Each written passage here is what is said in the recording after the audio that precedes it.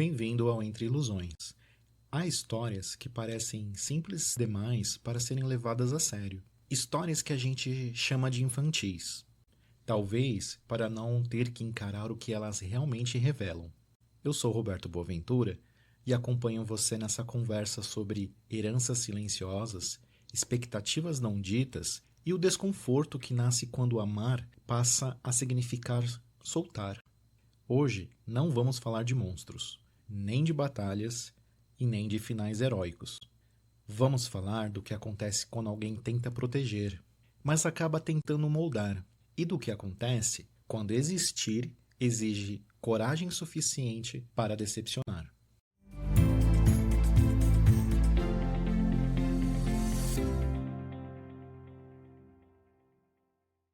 Há histórias que parecem infantis, mas quando olhadas com mais atenção, revelam conflitos profundos na vida adulta. Como treinar o seu dragão é uma dessas histórias, se você ainda não percebeu. À primeira vista, ela fala de vikings, de dragões, tudo o que um pai e o filho querem. Mas no fundo, fala de algo muito mais íntimo. Fala da dificuldade de um pai enxergar quem o filho realmente é e a dor do filho que tenta existir sem trair a própria alma. Diálogos que os pais e filhos geralmente não têm. E aqui a gente embarca numa aventura com o nosso protagonista, o Soluço. E o Soluço ele nasce em um mundo que já decidiu o que significa ser homem. E no mundo dele, muito diferente do nosso, ser homem significa ser forte, ser agressivo, matar dragões, honrar uma tradição, ter valor. O pai estoico não é um vilão, ele é um homem prisioneiro do próprio papel. Ele carrega nos ombros a herança dos antepassados, o peso da liderança e a crença de que proteger o filho é moldá-lo à força, para caber nesse mundo duro. O problema é que o filho não cabe. E talvez essa seja uma das maiores feridas entre os pais e os filhos. Quando o amor ele existe, mas o propósito ele não se encontra. Quando o pai ama, mas não entende. Quando o filho quer ser visto, mas ele não quer ser comparado.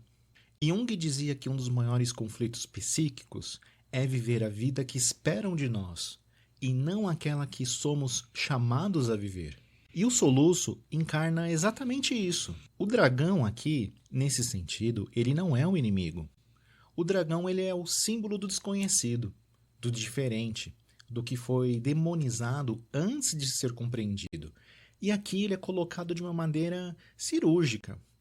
O Banguela, o terror noturno, a gente não conhece. Os personagens ali nem sabem como ele é.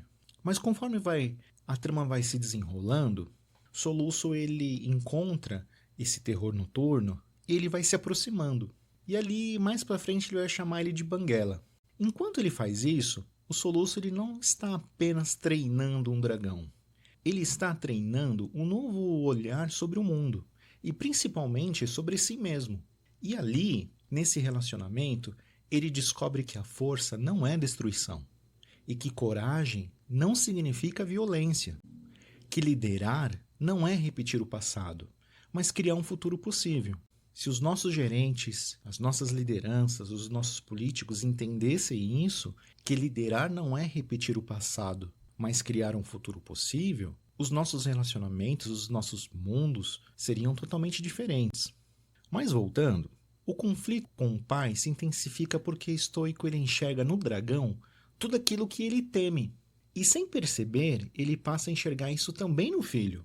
E quantos pais sem a intenção projetam seus medos, suas frustrações, seus sonhos não vividos nos filhos? E quantos filhos crescem tentando matar os seus próprios dragões internos só para serem aceitos pelos pais? Principalmente pelo pai. Essa reconciliação, ela não acontece quando o pai ou quando o filho se torna finalmente o que o outro queria. Essa reconciliação ela acontece quando o pai aceita morrer. Morrer simbolicamente. Morrer como dono do destino do filho, para renascer como alguém capaz de escutar. O estoico, ele só se reconcilia com o Soluço quando percebe que o mundo mudou e que o filho ele não é fraco por ser diferente dele, mas ele se torna necessário. Toda relação entre pai e filho passa em algum momento por essa travessia. Ela é uma travessia obrigatória. Ela é uma travessia da adolescência. Um precisa decepcionar o outro para poder existir. O outro precisa aceitar a decepção para poder amar de verdade.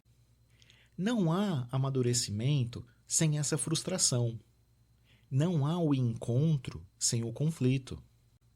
No fundo, Como Treinar o Seu Dragão nos lembra que reconciliar propósitos não é fazer o filho repetir o caminho do pai, nem fazer o pai abdicar tudo o que acredita, mas é construir uma ponte entre esses dois mundos. É reconhecer que a tradição sem escuta vira tirania.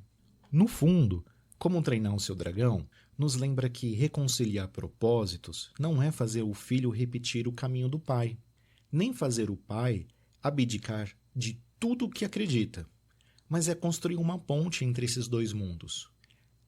É simplesmente reconhecer que a tradição sem escuta, ela vira tirania. E novidade sem raiz vira um vazio. Esses dois mundos precisam se encontrar. E só se encontram através de uma ponte. Talvez todo pai precise, em algum momento, aprender a soltar essas rédeas. E talvez todo filho precise ter coragem de voar, mesmo sabendo que isso pode ferir expectativas. E na maior parte dos casos, vai ferir, é natural. Porque a maturidade ela nasce exatamente aí, quando o amor deixa de ser controle e passa a ser reconhecimento, admiração. Porque no fim, não se trata de matar dragões, mas de aprender a conviver com eles. É isso que o desenho vai nos mostrando como pano de fundo. Não se trata de vencer o pai, mas se trata de finalmente ser visto por ele. E talvez essa seja uma das maiores conquistas da vida adulta, quando pai e filho conseguem se olhar não como inimigos de propósito, mas como aliados nessa difícil tarefa de existir. E quando essa reconciliação começa a acontecer, algo ainda mais profundo se revela. Percebemos que o conflito entre o pai e o filho nunca é e nunca foi entre apenas duas pessoas. É um conflito de gerações, é um conflito entre mundos internos, entre formas diferentes de enxergar o que é força, o que é coragem, o que é honra, o que é dever, o que é valor. Em Como Treinar o Seu Dragão, o pai acredita que amar o filho é prepará-lo para enfrentar o mundo do jeito que ele próprio enfrentou, com dureza, com enfrentamento, com domínio. O filho, por outro lado, ele intui algo novo, que força também pode ser escuta, autocontrole, que coragem pode ser vínculo e que vencer não significa destruir. E foi nessa linha que o Soluço ele foi lidando com seu par romântico, através de um vínculo, não pela força bruta. Esse é um drama profundamente humano. Muitos pais amam seus filhos, mas não conseguem reconhecê-los. Eles amam, na verdade, a ideia do filho, o papel, o futuro que eles projetaram, mas não a singularidade real que está diante deles. E muitos filhos passam a vida inteira tentando provar valor dentro de um modelo que não foi feito para eles. O filme mostra que a reconciliação não acontece quando um vence o outro.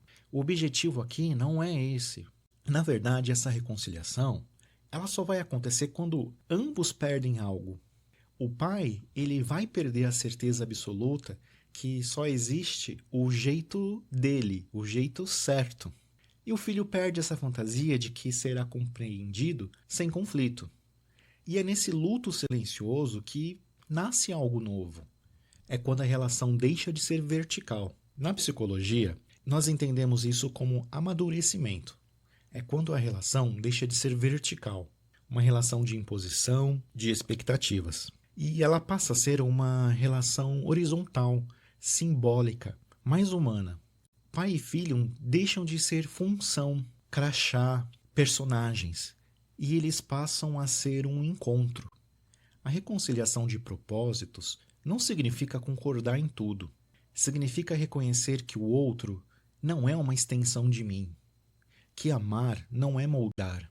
Talvez o maior aprendizado dessa história seja esse, que não precisamos matar os nossos dragões internos, nem os dragões dos nossos pais.